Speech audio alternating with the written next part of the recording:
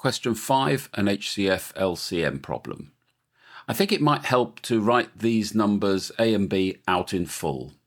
So let me do that first. And as usual with these questions, we highlight the pairs. Having done that, the HCF is the multiplication of the value in the pair. So the HCF will be 3 times 3 times 7, which is equal to 63.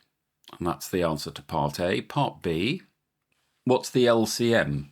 Well, the LCM, in a way, you try to multiply all the numbers between A and B, but you treat the pairs as single numbers. So the LCM will be the pair numbers, which is 3 times 3 times 7. And that, incidentally, is the HCF. And then we multiply by all the remaining numbers.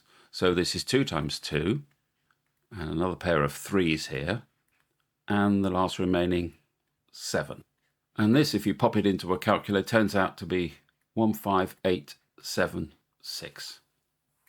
And that will be your answer.